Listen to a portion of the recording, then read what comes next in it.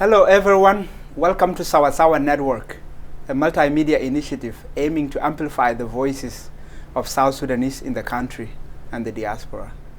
My name is Samuel Garang and I will be hosting today's show, a conversation about athletics and opportunities available for young South Sudanese to compete internationally.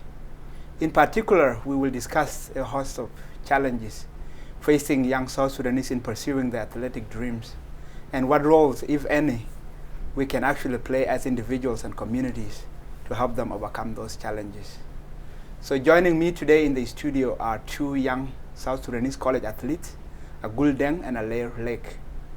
Agul Deng is a 19-year-old South Sudanese currently attending Coffeyville College on a scholarship and plays basketball there. She's currently in her second year. Leek played basketball for the University of Missouri, Kansas City. During the 2017 and 18 season, Leek played in all 32 games and averaged 22.4 minutes per game for a total of 717 minutes. Very impressive. His height is a staggering 6 foot and 10 inches, and he's still growing, I'm very sure. So Agul and Leek, welcome to Sawa Sawa Network. Thank you. Thank you. And so I really want this to be a conversation about athletics and actually helping our community and people to actually understand what opportunities are available and what challenges you guys might have had to go through and how they can actually learn from it. So can you tell me a little bit about yourself, where you were born, where you obtained your basic education, and how you actually came to the United States? And either of you can begin. I'm looking at you for Okay. My name is Agul Deng. I was born and raised in Ethiopia. Okay. And I was basically living with my mom my whole entire life. My father went to Khartoum, Sudan in 2004. And I did not see him until 2007. And I haven't seen him since then. So my mom decided to come to the United States and hope that we would get a better education, and so I basically got my education, most of my education here in the United States. Went to middle school here, and then high school, now college.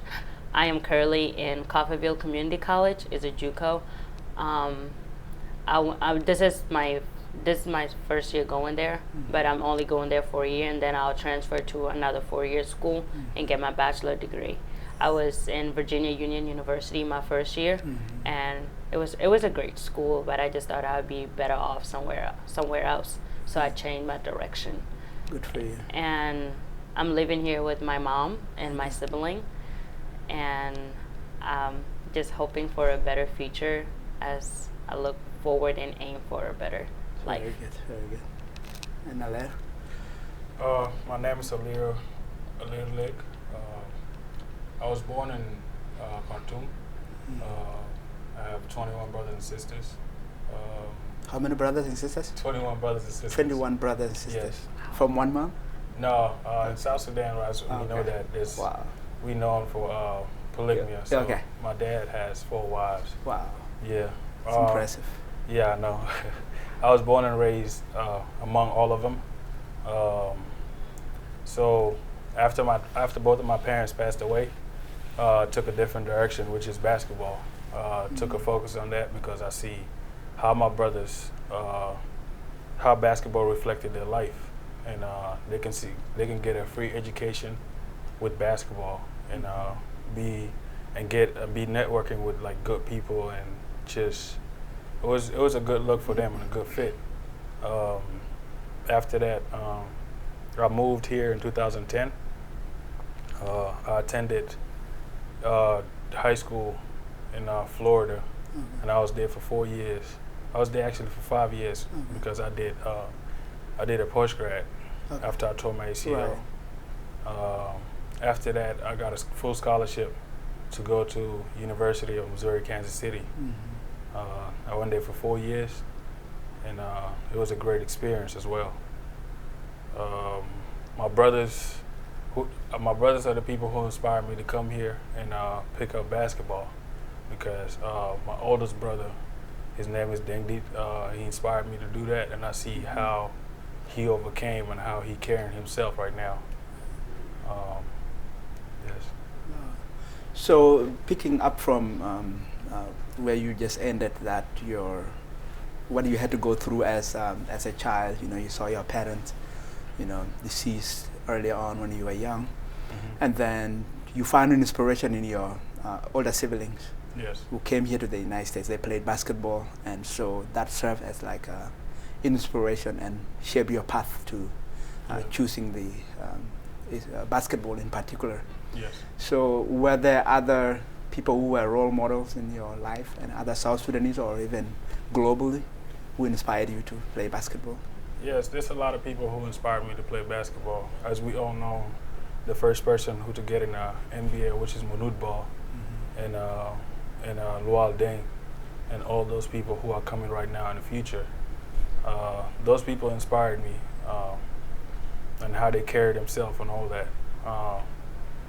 Yeah, so I would say it's Manud Ball and Agul Deng and my oldest brother. They're doing a very great thing for our community. Yeah. So I wanna do that as well. It's awesome. Yeah. And you are good? Well, I really never thought of playing basketball. Like never. Until like when I came here to the United States, my 7th grade year, my teacher was like, "Hey, you are very tall. You should try for basketball." And I never really picked up a basketball. I never really played basketball in my life. And I said, okay, let's go check it out. And then from there, I started learning how to play basketball. And then by my 8th and 9th grade year, I became a great player. And I was like, this is a good sport. I like it. And then I continued playing it, and I didn't know that was the opportunity behind it of going to college, and I don't have to pay for college and getting scholarship and all of that. So I thanks to my teacher in middle school that saw potential in me that I didn't see, and helped me get there. And along the way, there are some great coaches that has helped me. I'm still learning the game. So, I mean, basketball game, you learn every day. So I'm just hoping that one day I'll get up there working towards it. Wow. So you just say something that has actually hit at me, and I had never thought about it, and it's that you say you had never even thought about playing basketball. Yeah. And that reminds me about like my experience as a child. Like when I was growing up, I'd never seen, like South Sudanese women were not expected to play sports. Yeah. So even I think volleyball in my generation. Yeah. Volleyball was actually the sport that South Sudanese women played, and then it's quite impressive, like what you had to overcome, given that you were raised in South Sudanese traditional society. You never expected this, and all of a sudden you had to make this. So do you know any other South Sudanese women who now play basketball or are trying? Yeah, I know. Well, I know a Dude Bull guy. She's the first South Sudanese woman to make it to the WNBA. Right. And I hope that there are more to come in the future. Yeah. And there are some other girls that I know that play basketball. And we all, I mean, nowadays, it's a lot of South Sudanese girls that play in sport. Right. And it's helping us, like, get into school and don't have to pay for our education and all of that. So there are some young talent that are coming up. That's nice. That's very good. And so, can you share a little bit about, I know you came here, went through middle school, or actually high school, finished high school, go to college, and then you also came here, you joined in middle school. And in all this was a very competitive process, I would guess, right? Yeah. So what was the process like for you to get into the selection to be actually selected, and what did you have to do and what requirements did you have to meet, and were there any challenges that you had to overcome to meet this and be able to gain a scholarship? You are on a scholarship in your school, you already completed on a scholarship, so can you share with me? It's a lot of competition going on out there. A lot of people playing basketball and trying to get a scholarship. With me, it was just my potential that got me there. But potential plus hard working There was a lot of college coaches that underestimate me, saying she's not ready for her first year and all of that. But Virginia Union picked me up, gave me a full scholarship, went there for a year, it was really a great freshman year, got to learn a lot from them, and I won my first ring with them. So it was great. But then after that, I was like, I think I'll be better off somewhere else. So and then I left. Okay. But it was a really great experience being there, and I mean, just be you, and do what you do best, and coaches will see that, and they will develop the rest of your game when you get there. Thank you. Yeah. Thank you. And you, Alain?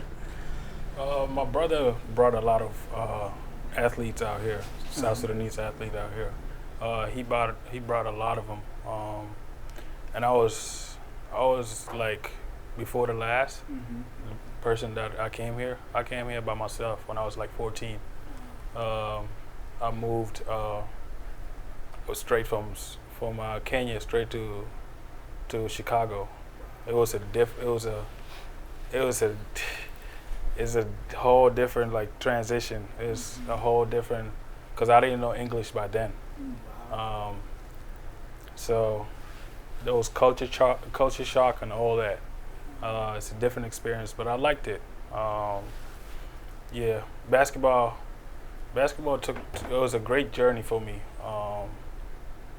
And I can tell for all the youth out there, I can tell them just, nobody can stop you but you. And all the work you put in, all the hard work you put in is going to pay off regardless. Basketball gods won't lie to you. So just speaking up from, you said you came here when you didn't know English. Yeah. And you came straight, you went to Chicago. Yes. Then you had to go to high school. Yes. Wow, I can't imagine that, yes. right? And so coming through all of that challenges and learning English, playing basketball, you had to listen, right? Instructions, right? Did you go straight into playing basketball when you came to high school? Yes. Yes, I did. Wow. Yes. So how was that? The game was very fast. And did you play basketball back in Kenya or South Sudan? I would not call it organized. Before you came here? I would not call it an organized basketball. Okay. It's way different. Yeah. When I came here, the game was very fast, very organized. Yeah. Everybody was bigger than me. I was tall, but with height, you have to have hard work. You have to build your body. You have to be able to eat right, do everything the right way. When I was in South Sudan, I was not doing all that. Right. Coming here, there's a lot of opportunities to build and educate and just study the game in the right way. Right. Because there's a lot of tools to it. And I was very pleased for me just coming here and having this opportunity. Wow. Yeah. That's really impressive, and I hope other people will be able to listen to your story and really see what inspiration actually you had been, and also they can see for themselves how much you could overcome. Like if you have that determination and you say, this is the goal I want to achieve. Yeah, because like I saw I could. Yeah, it's really difficult. Yeah. And so picking up from where he's already talked about his experience coming here to the United States and the challenges he had to overcome. What was your experience of settling here in the U.S.? And it was very difficult. I mean, like as he said, when he came here, he did not know how to speak English. Same thing applied to me. wow. And I mean, English I think it was hard to learn it, but it wasn't that hard. So I picked it up quick, but then learning how to read and write just came along. But it took a lot of focus to do that. And I mean, you go every day, there are challenges that you face, doesn't matter who you are. So it's the way you take it. So. And so when you resettled here, did you find, and you had your brothers, you came probably with your brothers were here before you. Yes. And so you came with your mother, you're probably the first in your family to come here. What was the kind of support network that you guys had? Did you have any to help you actually transition and be able to overcome resettling here, the challenges in the United States?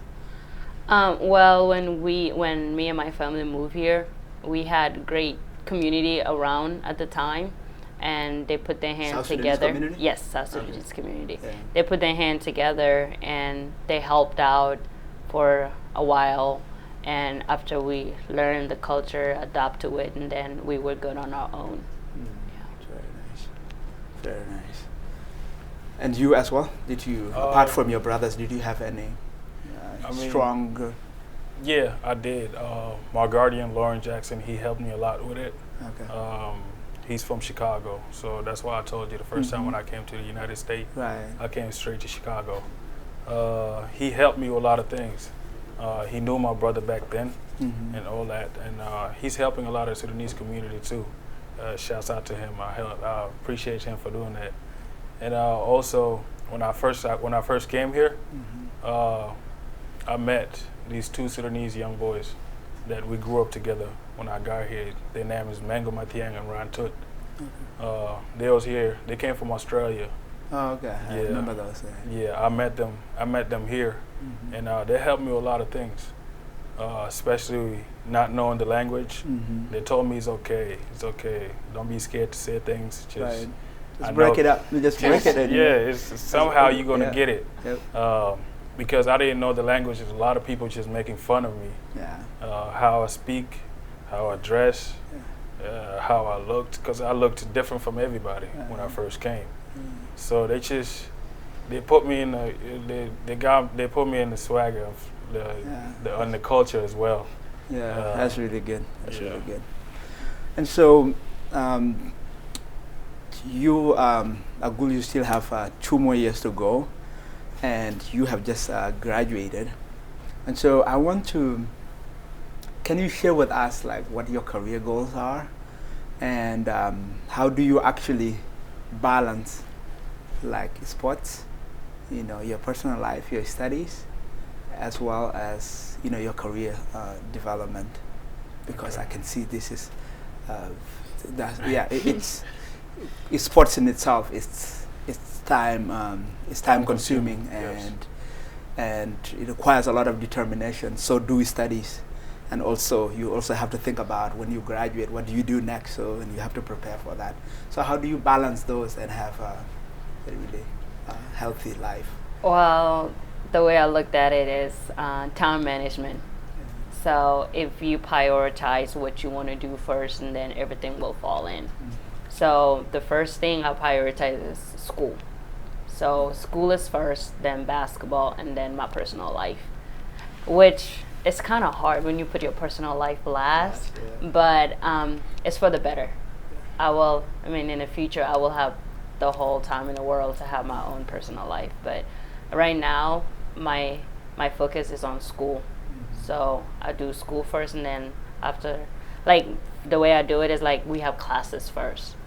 They call it student athlete. So student come first and then athlete. So we go to classes first, then after your classes, and then basketball, and then after basketball, probably have a dinner and do your assignment. Sometimes you got to be up like until maybe 2 in the morning. I've been up till 4 in the morning doing some work, because it's just basketball. It just takes so much time out of your day. But if that's what you want to do, you got to really balance it out. It's very nice. And my future goals are, I want to become either ambassador or diplomat one day. So my career path is international relation. So right now I'm currently talking to State Department and talking to USIP, trying to get an internship with them, hopefully over the summer. That's very smart. You're thinking ahead. That's good. Thank you. Yeah, and you, Ale? My personal goals are, just I wanna play professional. I wanna because basketball, you can't play basketball for your whole life. I know they say ball is life, but also there's a lot of connection and there's a lot of networking you can do while you playing basketball.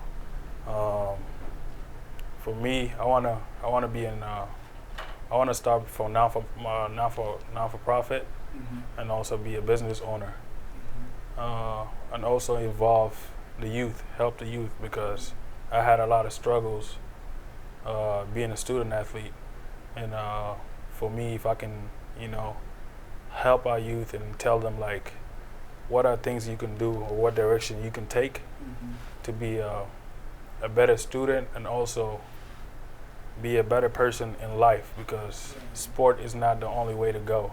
There's also education, and there's also how you carry yourself, things like that. Yeah. So yeah. And so actually that nicely fits with the final thoughts I wanted to think about, and that is, having gone through all this and having been very successful, what advice would you actually offer other young South Sudanese who are trying to seek the similar opportunities that you sought and are now pursuing? And also to the South Sudanese community in general, who are, I know there are people out there who want to help other young people to achieve their dreams. So what kind of advice would you actually offer them, particularly in the sports and basketball, and what it's required to?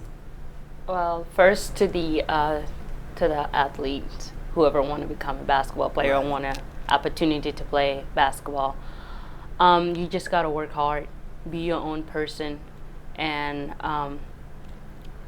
you can listen to people, but there are people out there sometimes tell you something that is not true to bring you down. So you just got to listen to people and really think about what they're saying, and if it's good, take it, benefit you. If it's not good, throw it out. That's how I look at it.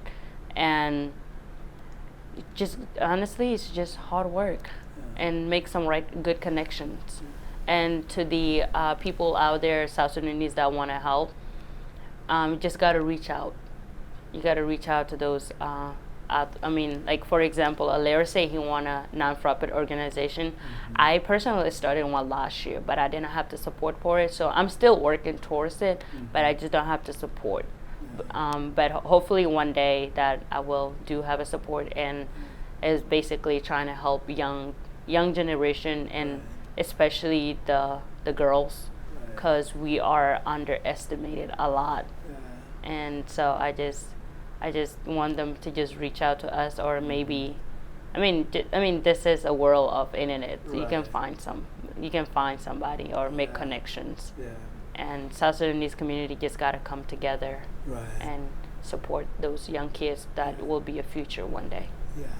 And I hope this is the beginning of those connections. So now he's talked about what he's pursuing, and here, and hopefully other people who are listening, might also be thinking about the same. And so it's really about joining forces and working together, because no one in this world that I know can do something on their own.